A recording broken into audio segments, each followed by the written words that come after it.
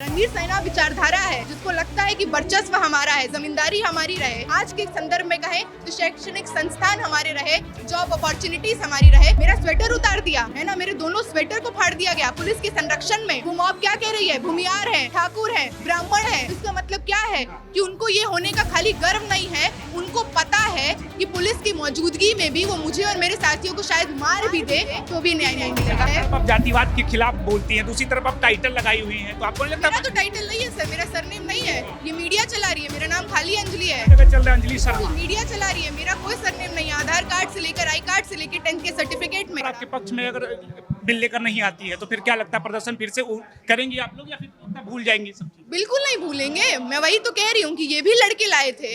ये कोई सरकार ने कोई खैरात और भीख थोड़ी दी है, तो वापस से लड़ेंगे। जिस समुदाय का इतिहास है कि हर चीज छीन के लेना पड़ा, उसको लड़ने से डर नहीं लगता।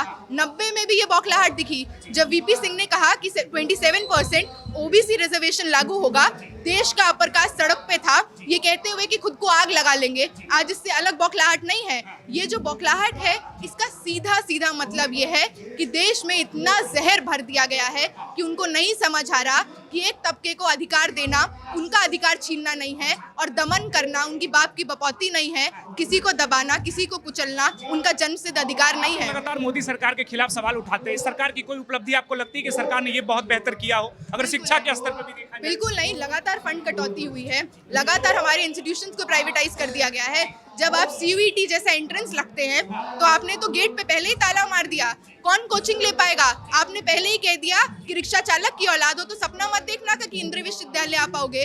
1.5 लाख देकर कौन सीयूईटी की कोचिंग लेगा, है ना। उसके बाद फॉर्म इतना जटिल है, मैं खुद फॉर्म नहीं भर पाती शायद अगर सीयूईटी के टाइम पे एडमिशन लेती। मेरे गांव से कितनी महिलाएं हैं, मैं पहली महिला हूं जो आके पढ़ पा रही हूँ, तो मैं तो सामने आप बीती देखती हूँ।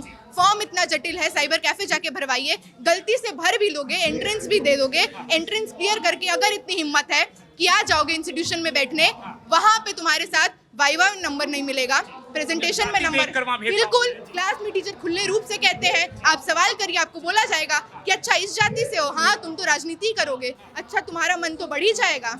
आप देखिए कि इतने students SC ST OBC community से जो क्वालिफाई करते हैं नेट JRF PhD का एग्जाम, वो जब इंटरव्यू में बैठते हैं उनको नॉट फाउंड सूटेबल करार कर दिया जाता है। हजारों लोग सबके सब सवाल उठाए जाते हैं कि काबिलियत नहीं थी इसलिए फुलफिल नहीं हो पाया। काबिलियत, आपको बताऊं मैं इतिहास की स्टूडेंट रही हूँ। देश में सबसे बड़े बड़े स्तंभ जो शूद्र समुदाय जिसको कहा जाता है ना, उस शूद्र समुदाय के शिल्पकारों ने बनाया। खजुराहो के मंदिर हम देखते हैं कि विजयनगर एम्पायर जिसके आर्किटेक्चर की आज तक बड़ाई की जाती है, दुआई दी जाती है, वो शूद्र शिल्पकारों ने बनाया। जिस टाइम पे आर्किटेक्चर की पढ़ाई नहीं थी उस टाइम पे ऐसे बड़े बड़े इमारत जो समुदाय बना दे रहा है, आज उनके औलादों को आप IITs IIM से बाहर रखते हैं और ये कहते हैं मेरिट नहीं है। तो मेरिट तो उसी के पास होगा ना जिसने बड़ी बड़ी पोंगा पंडित बन के, जिसने सारे ग्रंथ लिखे, जिसने वेद लिखे, जिसने मनुस्मृति लिखा और उसमें लिखा कि शूद्र वेद का उच्चारण भी पढ़ ले तो कान में शीशा पिघला कर डालो।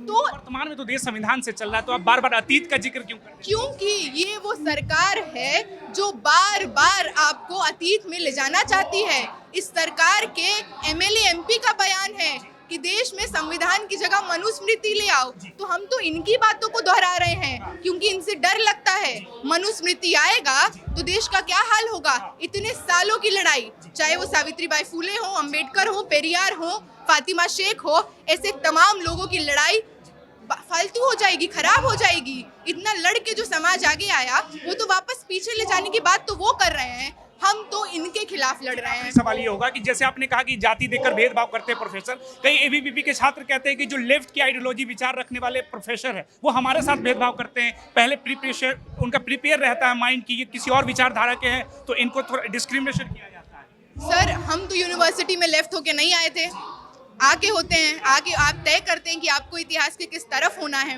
और सही तरफ होना है। हमने तो यूनिवर्सिटी को बिना किसी आइडियोलॉजी, बिना किसी रंग में भी देखा है और हमने तो ये कभी नहीं देखा कि कोई भेदभाव हो। आप जिन प्रगतिशील टीचरों की बात कर रहे हैं उनको लेफ्ट कह दे रहे हैं। हमारी यूनिवर्सिटी में खाली लेफ्ट के टीचर नहीं है, अम्बेडकरवादी के तो होंगे ना जी। बिल्कुल होंगे, बहुत मुट्ठी भर हैं, सबको निकाल दिया गया। पिछले 2.5 सालों में करीब 1200-1500 टीचर्स को दिल्ली विश्वविद्यालय ने निकाला है। पहले एडहॉक टीचर होते थे, अब या तो परमानेंट है, और वो परमानेंट वही हैं जो भाजपा आरएसएस के सामने नतमस्तक हैं, या तो गेस्ट हैं। प्रगतिशील टीचर दिन की दिहाड़ी पे काम कर रहे हैं, कॉन्ट्रैक्चुअलाइजेशन कर दिया गया है उनके काम को। तो आप देखिए, एक तरफा आपने पहले तो प्रगतिशील, अंबेडकरवादी, लोकतांत्रिक दिमाग के लोगों को निकाल दिया, दूसरी तरफ आप ये जहर घोल रहे हैं। हमारे लोग तो इंटरव्यू में बैठते हैं तो नॉट फाउंड सूटेबल करार दिए जाते हैं, हजारों लोग, सब के सब नॉट फाउंड सूटेबल कैसे हैं? सारा मेरिट का ढिंडोरा आप ही के पास है। जी तिवारी जो कह रहे हैं कि हम पे SC/ST एक्ट का थ्रेट्स दिया जा रहा है हमें, तो लग रहा है उसके साथ भी डिस्क्रिमिनेशन हो रहा है। एक महिला जिसका इतिहास पूरी दुनिया ने देख लिया, जो भीम आर्मी के प्रोटेस्ट में जाकर वंचितों से ये बात कहती है कि 5000 साल से पानी नहीं मिला, अब मिल गया पानी। जिस पानी के लिए बाबा साहेब अम्बेडकर को महत सत्याग्रह करना पड़ा, जिस पानी के लिए 9 बरस के इंद्र मेघवाल को राजस्थान में आज भी मार दिया गया, 2022 की घटना है। देश में आदिवासी के मुंह पे कर दिया जाता है, देश में सही में छुआछूत जैसी चीज आज भी एग्जिस्ट करती है। खटिया पे कौन बैठेगा, है ना? सामंतियों की लड़ाई बिहार में हमने देखा, इसी बिहार में रणवीर सेना का इतिहास है ना? इसी जमीन से हूँ मैं, जानती हूँ। खटिया पे बैठ पाने के लिए इतने सालों का संघर्ष लगा, वोट कर पाने के लिए सामंती बंदूक लेके खड़े रहते थे पोलिंग बूथ पे कि वोट नहीं कर पाएगा ये लोग। तो इन सारे नेता भी कह रहे हैं, जैसे संदीप सौरभ जो आपके विचारधारा के नेता है, वो कह रहे हैं कि जितने भी रणवीर सेना के लोग हैं वो सब विधानसभा में आके बैठे हुए। तो ये बयान भी आपको लगता है जस्टिफाई करने लायक? कौन सा क्या बयान? आपके जो नेता संदीप सौरभ जी ये कह रहे थे कि रणवीर सेना के जितने लोग थे सब विधानसभा में आके बैठ गए। क्यों जस्टिफाइड नहीं है? रणवीर सेना क्या है? रणवीर सेना खाली ये मतलब नहीं है ना कि जो रणवीर सेना से आज जुड़े हुए हैं। रणवीर सेना विचारधारा है, जिसको लगता है कि वर्चस्व हमारा है, जमींदारी हमारी रहे, सारा हर तरह से वेद उपनिषद, आज के संदर्भ में कहें तो शैक्षणिक संस्थान हमारे रहे, जॉब अपॉर्चुनिटीज हमारी रहे। तो उस मानसिकता के लोग तो पहुंच ही रहे हैं ना। एक तरफा नवाजा जाता है। आप देखिए, देश में तो आज MLA MP कौन है जो गाली देगा, महिलाओं के साथ शोषण करेगा? उसी को तो भाजपा आज एकदम मालों से स्वागत करती है, उसको सेलिब्रेट किया जाता है। तो एक तरफा ये राजनीति तो चली रही है। आज इंस्टीट्यूशंस में भी ये लोग चाहते हैं कि ये लठैती करके, गुंडागर्दी कर जातीय समीकरण पर ये गुंडागर्दी और रणवीर सेना जैसे मॉब, आप समझ रहे हैं, उस दिन जो वो मॉब थी, रणवीर सेना नहीं होगी, लेकिन वो मॉब क्या कह रही है, जिसने नहीं, मैं मॉरिस नगर पुलिस स्टेशन की उस भयावह घटना की बात कर रही हूँ। मेरा स्वेटर उतार दिया है ना, मेरे दोनों स्वेटर को फाड़ दिया गया पुलिस के संरक्षण में। वो मॉब क्या कह रही है? भूमियार है, ठाकुर है, ब्राह्मण है। तो इसका मतलब क्या है कि उनको ये होने का खाली गर्व नहीं है, उनको पता है कि पुलिस की मौजूदगी में भी वो मुझे और मेरे साथियों को शायद मार भी दे तो भी न्याय नहीं मिलेगा। JNU वाले को जो देशद्रोही का तगमा पहना दिया जाता है, तो क्या लगता है आपको, ये चुभता है शब्द, या फिर लगता है कि देश के युवा किस तरफ जा रहे हैं जो इस तरह के शब्दों का इस्तेमाल करते हैं? देखिए, खासकर इस सरकार ने लगातार इस तरह के टुकड़े टुकड़े गैंग, अर्बन नक्सल, देशद्रोही, ये सबसे फेवरेट चीज है। अगर किसान बैठ जाएंगे सिंघू बॉर्डर पे तो उनको खालिस्तानी बता दो। महिला पहलवान जब बैठ जाएंगी अपने यौन उत्पीड़न के खिलाफ न्याय मांगने के लिए तो बता दीजिए कांग्रेस से फंड आ रहा है। लगातार छात्र नौजवान, चाहे वो CA NRC आंदोलन हो, आज UGC के तर्ज पे लड़ रहे हैं, तो उनको गद्दार बता दीजिए, उनको पाकिस्तानी बता दीजिए, चाइना का एजेंट बता दीजिए। तो ये तो इनकी बौखलाहट दिखाता है ना, हम नहीं डरते इससे। पढ़ने आइए, कई लोग ये भी कह रहे हैं कि पढ़ने की आड़ में ये लोग राजनीति कर रहे हैं। नहीं, ब्राह्मण होकर ब्राह्मणों को गाली दे रहे हैं। पढ़ने ही आए थे, मजबूरी है लड़ना, है ना। कोई नहीं चाहता कि अपने हॉस्टल के कमरे में किताबों से बाहर निकले, पढ़ने और करियर बनाने ही आए। पर जब हॉस्टल की हालत जर्जर, यूनिवर्सिटी में, अभी मेरी यूनिवर्सिटी में 17% फी हाइक हुआ है, मेरे पिताजी भी नहीं दे सकते इतना पैसा। और खास कर जब आप शिक्षा अर्जित कर लेते हैं, मैं वही कह रही हूँ, मैं होंगी प्रिविलेज कास्ट से, पर जब आप शिक्षा अर्जित करते हैं, सबसे पहली बात आप उसका श्रेय कैसे बाबा साहेब अम्बेडकर और सावित्रीबाई फुले को नहीं देंगे। महिलाएं ऐतिहासिक रूप से पैदा होते मार दी जाती थी, ये अपर कास्ट को भी समझने की जरूरत है ना। मेघा लवरिया को समझने की जरूरत है कि ब्राह्मणवाद जिंदाबाद जो कह रही हैं कंधे पे बैठकर, ब्राह्मणवाद होता तो उनका जगह आज घर में होता, मेरा जगह आज घर में होता।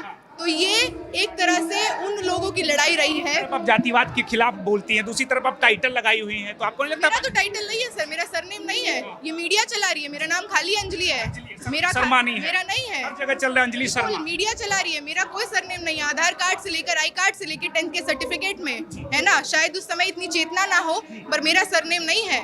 और बात इसकी नहीं है मैं सरनेम हटा भी लूं तो बात एक्नॉलेजमेंट की है सर। मैं जहां पैदा हुई मुझे विशेषाधिकार रहे, इसीलिए खासकर से जो विशेष अधिकार के साथ पैदा हुए, अच्छे स्कूल में पढ़े, अच्छे यूनिवर्सिटी में आ पाए हैं, उनकी तो और जिम्मेदारी है कि लड़े अपने साथियों के लिए, अपने साथियों के कंधा से कंधा मिलाकर उनके हक अधिकार की लड़ाई में शामिल हो। तो ये जिम्मेदारी की बात है।